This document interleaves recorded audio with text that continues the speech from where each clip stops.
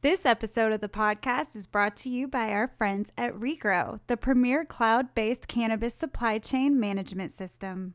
Question for all the cannabis operators out there. Are your SOPs tied directly to your cultivation plans? Can you easily manage your inventory and workforce and vendors from a single system? Can you manage compliance across multiple licenses and states? If you said no to any of these questions, you need to stop what you're doing and talk to the team at Regrow. Compared to other software systems on the market, when you choose Regrow as a strategic business partner, you'll get all aspects of regulatory compliance built in, with the added value of workforce management, inventory, SOP management, and reporting and metrics that allow for companies to scale successfully. Regrow is the single pane of glass view into your entire supply chain, and the software will help you increase your revenue while keeping your entire operation fully compliant. Give them a call or visit their website at regrow.io. That's regrow.io. Regrow, the premier cloud-based cannabis supply chain management system. What's up again, my fellow people of the plant? In this episode of Cannabinoid Connect,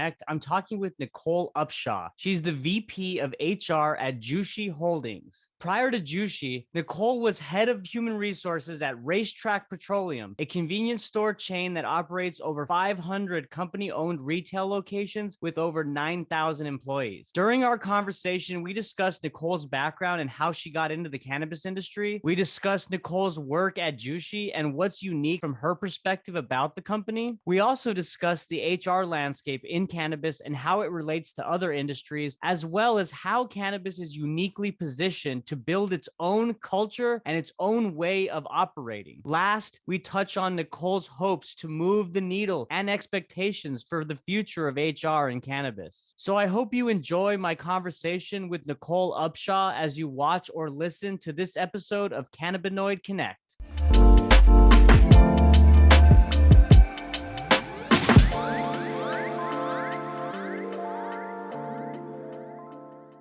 Nicole Upshaw, how are you? Amazing. How are you? I'm doing amazing as well. Thank you so much for asking. Really excited to have a seasoned HR executive on the podcast today, to talk about the world of HR as it relates to the cannabis industry. So thanks again for coming on and making time for me, the audience. Yeah, thanks for having me.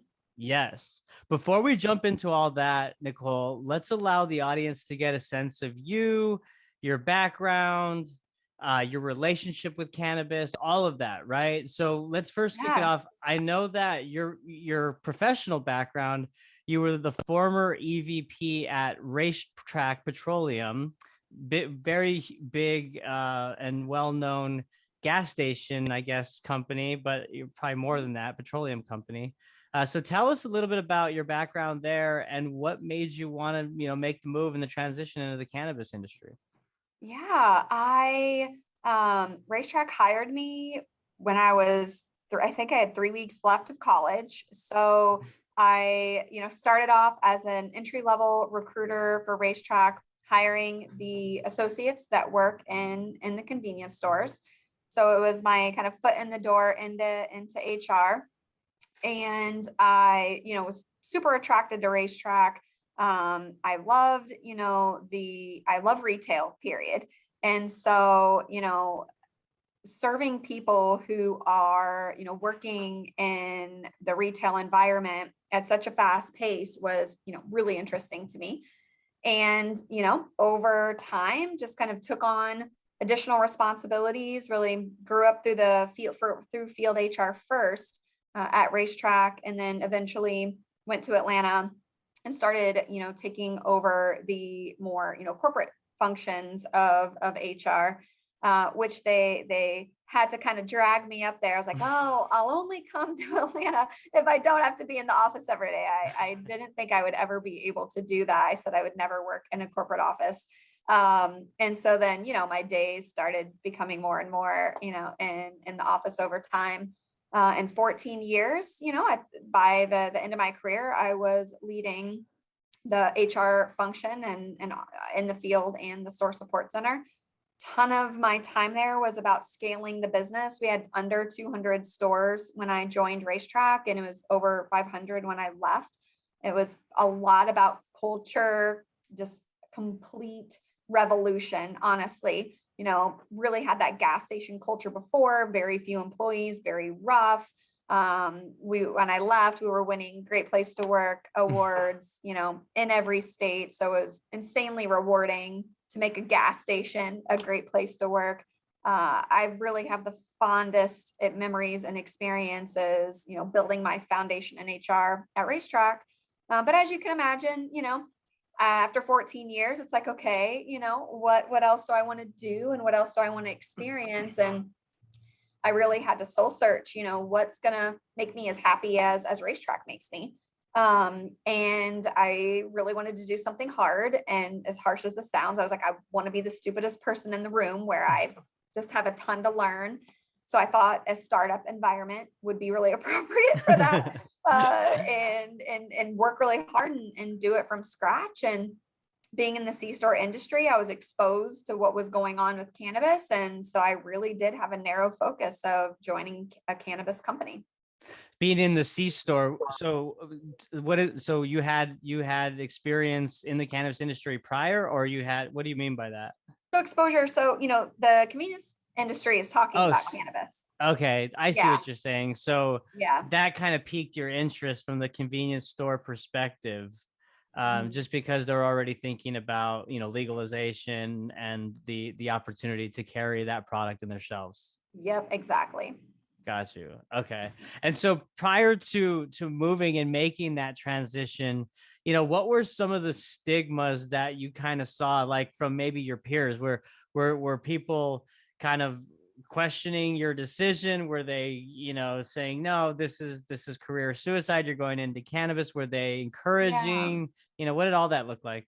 I think internally at Racetrack, people knew me as a risk taker. I think everyone was really well aware of my upbringing.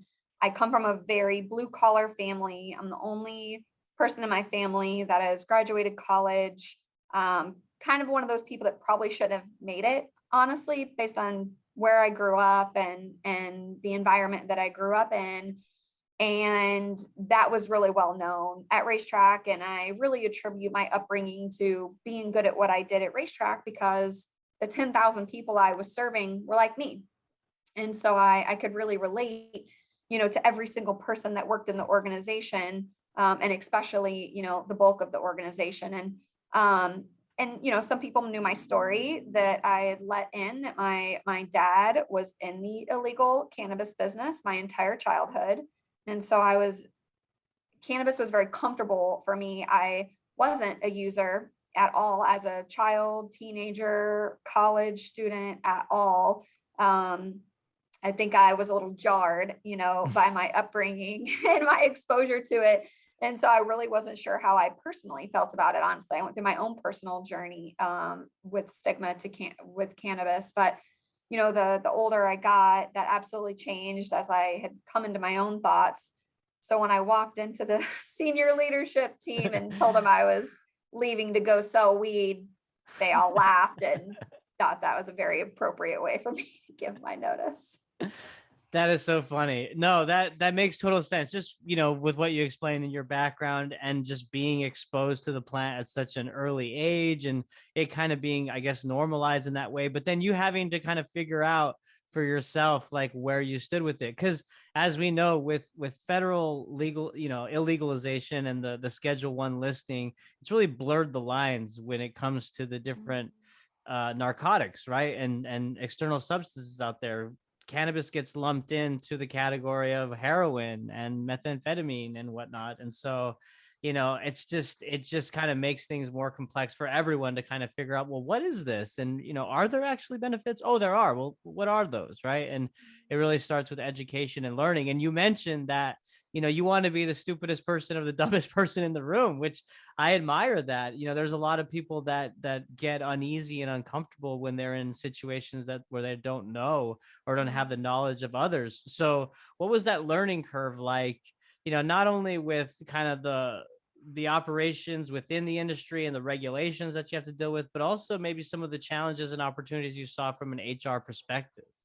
Yeah, I think, first I had to level set my own expectations of what this was going to be like, because I've never done startup before. And I joke now that Jushi probably wouldn't hire me, back then, because I'd only had big experience. Like, of course, I was a waitress and in retail to put myself through college. And so, I've done, these frontline jobs, as a very young child.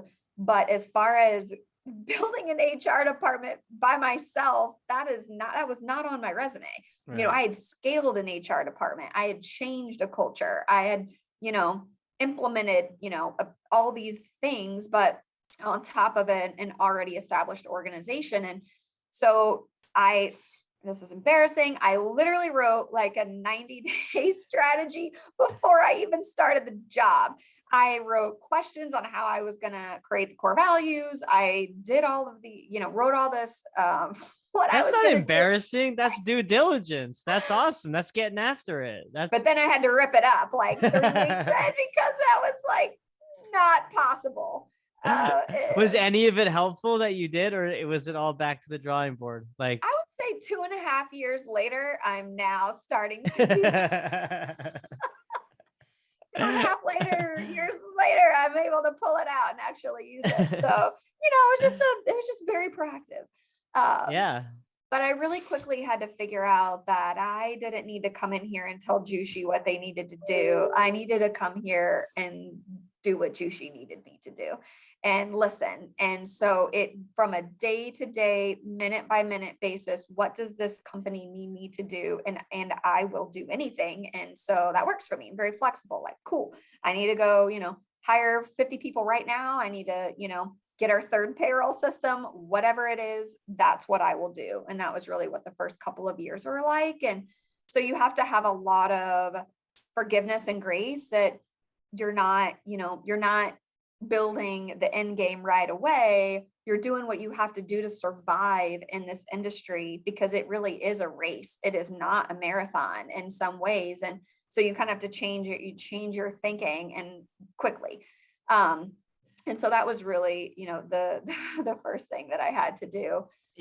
Wait, just to pause you real quick, what you've just said there really reinforces what others are saying, especially in the financial cannabis market sector, where it's like we're in the first inning in this, right? Like we're just getting started. And it's funny, we laugh, like you came in with this plan that 2 years later is relevant, right? Which, not to say like the expertise that you're bringing in, it's not that you were off in that way. It's just that this industry is so new and these companies are so premature still, right? That there's still a lot of growing pains and development that just naturally needs to occur before you can really set in definite processes and kind of operational, functions, right?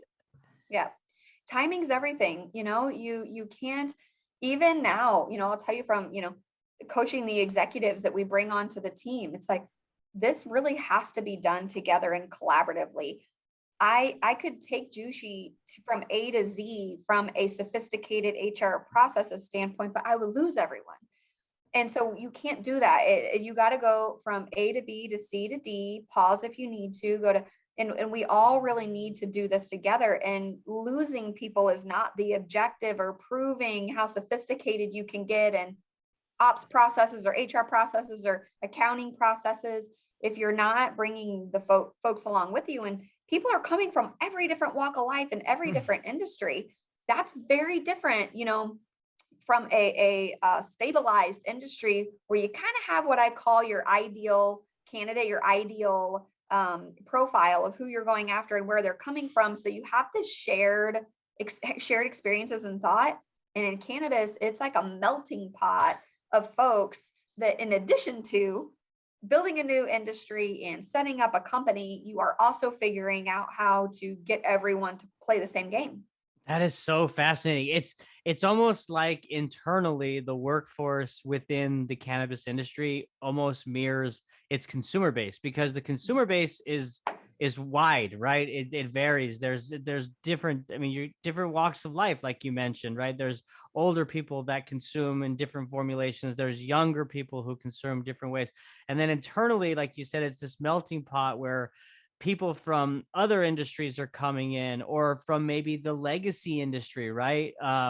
Or the illicit market. They're moving into the more legitimized market. So there's all these different players, and maybe some of those players, most of them aren't accustomed to the, regular way of operating within the corporate environment that you would get, as you said, with the ideal candidate in most other industries. This is just so new. So I understand what you're saying, where you have to really roll it out slow and bring people along with it. And there is kind of that learning curve for everybody, it sounds like. I mean, you nailed it. Honestly, nailed it. I couldn't have said it better. I mean, I say all the time, like, this industry is a no judgment zone. This industry is where everybody can play. And what try to spend a lot of the time talking to my peers about, when I get in front of them in different scenarios, and it's like, let's do this together. And this is our opportunity to set up an industry how it should look and should be. Because when else are we going to have an opportunity to be so influential in an organization to say, this should be this inclusive, we should pay fair, our benefits should be affordable, this is how we should reward and recognize people, all voices matter. This is our chance, to set one up right from the start, because we don't have any old shit to clean up or fix. Like, let's just do it right. And then every other industry can be like, cool, look how cannabis is doing it. Like, we need to do that. Let's seize that opportunity. And to your point, yes, because we're not restricted to going after, like, oh, well, it seems like everybody in this is typically looks this way or has this much experience. Like, in this, guess what? There's not millions of people trained to work in the legal cannabis market. So great. Bring one, come all, and we're going to teach you, bring what you have, and then we'll teach you the cannabis part, and then we'll be better off for it. Yes, that's like, it's music to my ears, Nicole. I've said that on this podcast before. I know that I've had other guests that have said that, and it's like, but it's so true, right? Like, we are at the forefront of creating a brand new industry and doing everything the right way, and the way in which, like, the opposite of which people despise how traditional corporate America functions, right? Yes. And it's an amazing opportunity. When do you ever get that chance, right? And not only that, but not even the operational side, but like you said, the diversity side, the inclusion side, the fair pay side, among gender equality. I mean, all of that. And what a big, like, excuse my language, but like, fuck you, or like middle finger to all those who kind of demonized this industry for so long, and had to push it into the illegal illicit industry, right? Like, what a way to take a leadership role and do it the right way.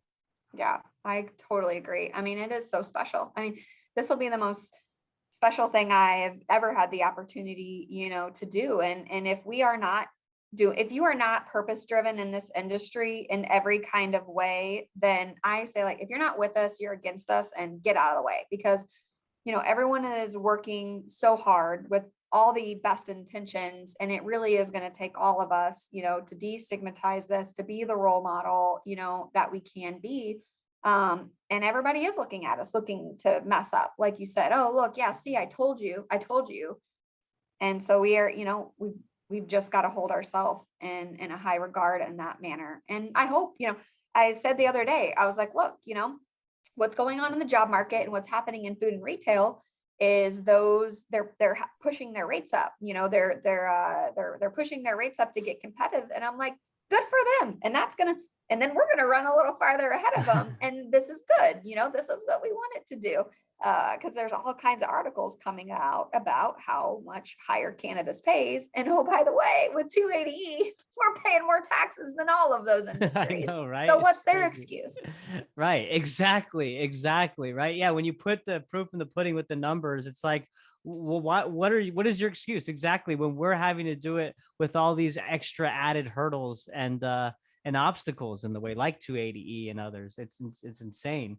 Nicole, tell me about the talent pool within the cannabis industry. So, like, if I'm listening right now or watching this podcast, I'm probably getting jazzed up about just the opportunity that this industry presents, not only now, but of course in the future, right? Once we kind of see federal legalization, whatever that is. So where would you say, as an HR professional and executive, where are some of the gaps that others could kind of enter into this industry and really thrive? Like what are we missing? Where are the opportunities in some professional skilled areas? I mean, Kevin, it's everything. I mean, I think that's the beauty of what this industry is doing. This is, this is, this could not be any more vertically integrated. We are growing the plant, processing the plant, producing the plant into, products. We are selling the plant to ourselves and others. We are then retailing the plant, to the public. We are, we have operations support centers that are administratively supporting these very different business verticals. It's almost hard to find what you couldn't do in cannabis. It would be an easier question to answer. Right. And so that is the coolest thing, is like almost anyone could find their way into this, and they do. I mean, if you go into our dispensaries and our processing facilities and talk to our folks, they come from all different types of stuff. And like, oh, I was doing real estate, but I really just wanted to get into cannabis. And so I'm starting out as a cultivator. I'm starting out as a patient consultant. They're just jump in any kind of way. And so that is just one of the coolest pieces. And so for us, it's like, okay, almost every background work experience is going to come find their way into cannabis. And so we are really focused on creating a culture of learning where we can quickly get you up to competency on the cannabis piece. And so, you more quickly can jump in and add value. So we're launching our LMS at the very beginning of October. Green Flower is a good partner of ours, and they're working on some credentialed cannabis training for retail, manufacturing, and cultivation that we'll take advantage of, in addition to all of our company specific stuff. And not just I want to, of course, educate everyone that joins us, but we also chose a learning management system on purpose that we could give access to others that want to get in the cannabis industry. So our communities of color that have been so negatively impacted, by the war on cannabis, getting out there and saying, hey, let's give you a head start to getting in this industry, offer our training to you that we give to our internal employees. So that way you could say, hey, yeah, I would be interested in this, and this is what I'd be interested in doing. And by the time you join, you're a bit ahead of the game. And so I really think the first step, everybody's just rushing in, right? Hire, hire, hire. But we really all quickly need to be working on our culture of learning, because we got to start catching people up quickly and acclimating them, to the industry and what it's like to work in the industry, so they can more quickly be successful and stay, of course, versus getting overwhelmed or feeling like it's too much and exiting. We need to make sure we're equipping people and giving them the tools to be in the industry, which is really phase 2 of just get them in. Right. And that's such a great point. And that's what I would imagine is kind of one of the, the biggest priorities probably on your plate, I would imagine right now, because of the fact that, like, as we all know, this industry is moving at hyper speed, right? And like you said, there's so many people that are just ready to jump in, and I'll start wherever. I'll be a cultivator, I'll trim flower, I'll do whatever, just to kind of work their way up the ranks. And if there's not those right protocols, education, it could get overwhelming, right? And then maybe even like managing expectations in terms of like the career trajectory and path that you're going to see in the industry, right? I mean, yes, you got to manage those expectations. You're not going to trim flower one day and then manage a dispensary in a couple of months, I would imagine. Exactly. Right? Yeah. I noticed my first 18 months or so here, everybody still thought if I just get a cannabis job, I'll be rich. And it's like, whoa, that isn't exactly how it works. And I think folks are starting to realize now, like, okay, this is another industry, amongst all the other industries, and there's starting to be a better understanding, of how this works. But, again, we said, people are just coming from all different places, all different walks of life. And so we really have to intentionally get alignment, with our employees. And that is my number one priority, is to really create that culture of learning. And then the second is to really build the employee experience to just in a way that it can just keep evolving, by listening to our employees, we can keep making improvements, as we grow and expand, to ensure, that people feel like this is the best, experience that you can have, anywhere. Yeah. I have a little so a different topic to talk about. It's somewhat related, but I'm curious to get your thoughts on this. So I've as a social media marketing professional, I've worked in three different industries, right? I've worked in the B2B technology side, which is very buttoned up, and then I've worked in the travel sector, the airline sector, which people like to have fun, they're professionals, but Yeah. and then you've got a telecom. I've worked in telecom, which is talking about really stuffy. Yeah. So coming from racetrack, right, and the petroleum industry, I'm sure they have their own culture. How would you describe the cannabis culture? And I'm not talking about like specific brand culture, right? I'm just talking Yeah. about Yeah. your understanding of what Yeah. you feel the cannabis industry's culture is like. Yeah, I think, it actually has similarities to the convenience industry because it's laid back.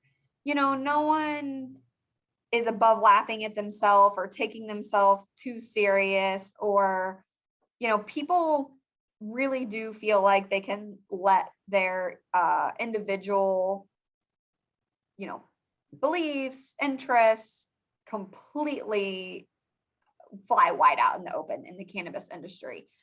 Now that part way more than the convenience industry. I think the convenience industry has a lot of, conservative natured people in it, but yet it was laid back. This is a very progressive industry. And so I think people are very attracted to it that have progressive views. That doesn't mean they're all the same progressive views, but have views a lot, progressive views, and feel very comfortable to share those and bring those to work because they're like, this is a progressive industry, like Right. literally we are fighting for, the progress of the plant. And so, okay, cool. We also, as we should be fighting of the progress of other, topics like social equity, and things of that nature. And of course, regulation change. And so I love that, it is very comfortable, to work in this progressive of an industry. I think especially for women, I feel it is very fulfilling, and you really definitely feel valued and a part of things maybe more than you would in other industries. I think, just silly. This is not silly, but I guess things like people feeling they can dye their hair and pierce whatever and tattoo whatever. No one cares. Right. It's like No judgment. whatever, Yeah. no judgment. I always say that. It's like no judgment zone. There are every different type of person consumes cannabis, like you said earlier. It is parents like mine. It is, grandparents. It is business professionals. It is athletes. It is all kinds of people consume cannabis. So it really is representative of so many different people. So representation, is a word I would really think of, when talking about cannabis. It is fast, right? I think maybe there's a time where it won't be this fast, but for now you are running. If you're working in this industry, you really got to run.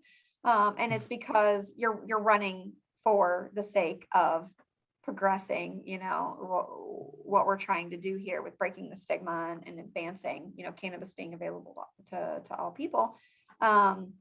So yeah, it really is a unique culture.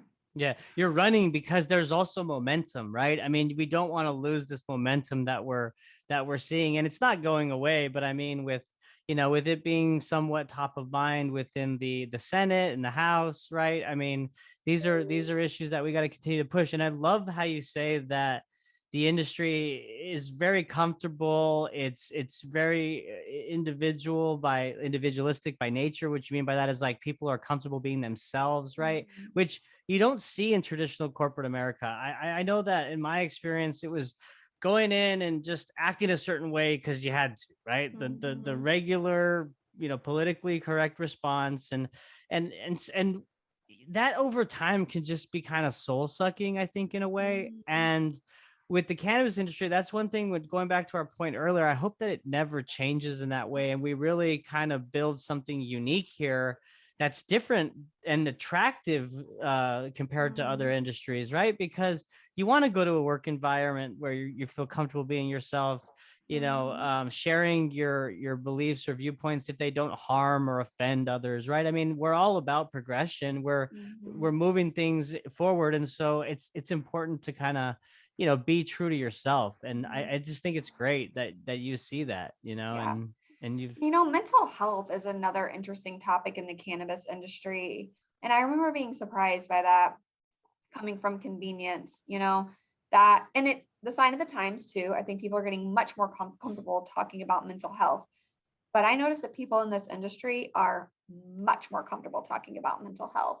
And it is inspiring to me as an HR leader to want to do more things to help people with their mental health. Where at first I really didn't know how to process what I thought about, wow, that's interesting. People will just come tell you like, look, I need a couple days. I really do. And it's like, wow, I mean, that could be why our turnover is so much lower than what I've experienced in the convenience industry. Is instead of, you know, getting right. so fed up that you quit and walk out, you're like, no, I'm just going to go take a couple days. I'm out, You let it bottle up over time, and then you're finally like, you blow up. I can't take it anymore, as Yeah. opposed to taking those mental health days, right? Those Yeah. days that you need.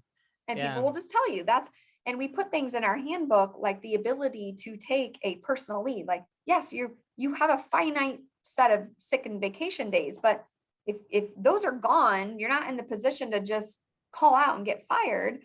It's okay. You can take a handful of unpaid personal days if you need to, and tell us exactly what you need to take those. Right. And then it makes, gives me ideas to go talk to our benefit broker and say, hey, like, what's new? What's out there for mental health? Like, I know I hear like online counseling, like there's got to be things that are being offered, to corporations like us that we could offer to our employees that our people might value, more than a different industry. Because our employees, they're a lot using cannabis for a lot of their ailments. And so how can we, supplement that maybe with something that we can, more things that we can do to improve the mental health of all of us, because all of us, have different, days are not feeling so hot, and what can we do to add value there? So that has been very, I don't know, it's taught me a lot in this industry. And I am interested in how, again, when we talk about the employee experience and being different and being better, because our employees have been willing to be, vulnerable and open about that, how can we figure out how to give back in that way? Yeah, it's so important, and it's really great to see companies like Jushi that are putting that, front and center, because we are living through a mental health crisis, right? And it's not being talked about enough, I think, within the mainstream media or in other places. And so raising that type of awareness and providing that outlet and those resources is truly, I think, really beneficial for people today. Nicole, tell me, how do we preserve this then? If you were head of HR for the entire industry, right? Or not even giving you that much or putting that much pressure on you, but like, what can we do as an industry, or as, the HR departments within this industry, to preserve this culture that the cannabis industry has? It's very unique, and really just do things differently, to where it really helps the employees, way of life and overall just well-being. Yeah. I think about this all the time. I find myself saying, quite often, I really hope we never lose this. I really hope we never lose this level of collaboration. I fear that. That's what keeps me up at night. When I think about, do we have this because of the industry? Are we doing things purposely to keep this? And how do we not lose it as we get big? Because I've been a part of growing something to, almost a $10 billion organization with 500 locations, and you get pretty, systematic and cookie cutter. Machine, right? Well-oiled machine at that point. Yep. Yeah. And so I think the three things, that are so important to me in my leadership philosophy that I think that companies have to, in the industry has to adopt, is one, being great listeners. If you listen to your people, and I don't mean the bosses listen to their people that work directly for them. That is not listening. Listening is listening to all people. It's making the distance between the person on the front line crazy short to people like me and Jim, our CEO. That path needs to be short to get information to us, and listening to them, because they're going to tell you. I used to say at Racetrack, if you want to know what's wrong, ask an associate. They're going to tell you. They're like, I have nothing to lose. And Right. so ask them and truly listen, like reverse mentor. What can we do? And they're going to tell you. So listen. And then, doing things with purpose. I think kind of the mental health example. Don't just sit down with your broker or, when you're talking about the employee experience and it's like, oh yeah, that sounds like a good idea because everyone else does it that way.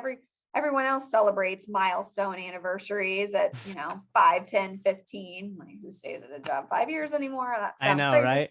Right. It's like, Exactly. no, like What purpose. the average the average jobs a millennial will have in their lifetime is like 32 or 34 or something Oh like my that. gosh. Yeah. Yeah, it's Wild. crazy. Yeah.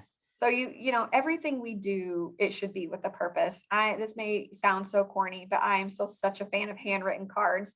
They are still the number one most appreciated form of showing appreciation. And so we have probably 6 different versions of handwritten cards around Jushi, that people can use to write a note, and people will keep those forever. And It's so awesome. Yeah. everything we should do should be with a purpose. And lastly, it would just be, don't make stupid rules. I think you get big and you start making rules for simplicity. And I hate that. I hate stupid rules with a Me passion. too. And people will say like, oh, can HR draft a policy for this? No, that's not a policy. I'm not doing that, because I Right. think the only, for all those out there that have asked HR to draft a policy, especially my people, I'm sorry, but where I am coming from is I understand that it makes it easier for someone just to say, oh, HR said, here you go. This is the rule, but it isn't ruling by, this Right. is the rule and this is the policy. I'll give you a great example. I was reading our travel and entertainment policy, and I see that one says that, you can't check a bag unless you're traveling over 3 days. And I tell, the person I was working on with this, okay, well, there are some people who, even if they're only traveling one night, use certain hair products Yep. that they're going to need to check their bag. And so we're going to put them in an uncomfortable scenario to say like, oh, well, I can't check my bag. And so I'm going to have trouble, looking how I want to look tomorrow, doing my hair the way I want to do it at work, because I'm going to have to come out of my pocket. And it's like, that isn't having a policy that's inclusive of all people. If you are someone that needs to use products that are in a bottle over 3 ounces and you're not able to check your bags, I'm like, no, let's put this part in here that says that, hey, no worries. If you need to check a bag for less than 3 days, just let us know. And HR will tell you that you can. So that's just one example, but you got to look at your rules. And if you find yourself making so many rules to make job, that's where the bureaucracy comes from. That's where the red tape comes from. And that's what we have to work like hell to keep out of the cannabis industry. Totally. Yes. Amen to that, Nicole. And that's really like that would be a detractor, right? I mean, you talk about the employee experience, and that's a lot of the gripe that comes out of traditional corporate America is all the bureaucracy and just red tape and unnecessary policies that just make it more difficult to already work in a high stress environment job. Yes. Right? Right. Like There's enough compliance things regulating the heck out of cannabis. Let's focus on that. That is important. That keeps people safe, our business safe, our customers safe, our patients safe. Those are really important rules. Let's not, add a whole bunch of other rules, that muddy the water and make it easier to forget the really important rules that are in place for everybody's safety. Right. I couldn't agree more. Nicole, I think that there should be more HR executives like yourself in the cannabis industry. I hope that there are professionals like you and the mindset that you have and what you're, trying to bring to this industry, because it's important, like we talked about at the beginning of this podcast. We're at the forefront. This is a blank canvas, and it's up to us to step in and show leadership and do it the right way by being diverse, being inclusive, rewriting the wrongs that have been done, that people that have been disenfranchised by the plant, that are locked up in prison, right? All these different factors, the employee experience, and you've touched on a lot of those today, Nicole, with the great work that you're doing at Jushi. Is there anything that you want to leave the audience with that's top of mind for you before we go?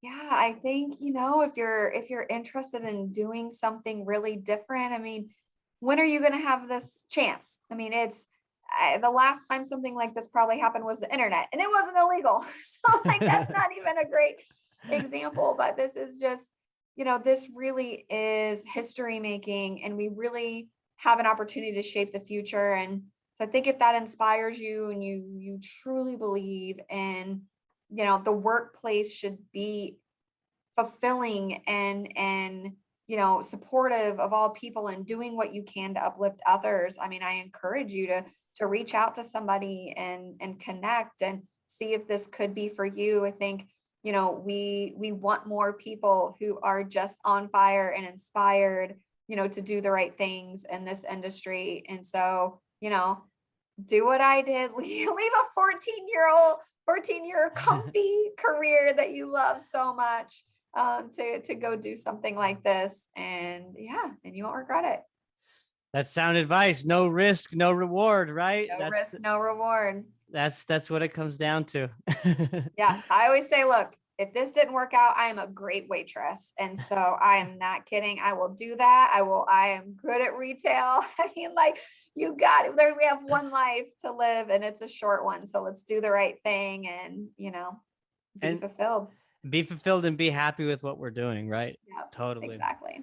Nicole, really, really appreciate your time. Enjoyed our conversation. You're very insightful when it comes to the world of HR. I'd love to have you back on in the near future as things progress and evolve. For now, I'd like to say thank you. Where can people find y'all's website and social media if they want to learn more about Jushi? Yeah, jushico.com. Go to our careers page. So Jushi has a CO at the end of it. So jushico.com. You can also find Jushi on LinkedIn, and then kind of connect to me and all my peers and team members through our LinkedIn page. And beyondhello.com is also out there, which is our retail dispensary brand. And you can link to our careers page from there as well. Perfect. Thank you again, Nicole. Really enjoyed it. Thank you. Yes. And thank you all for listening. Bye.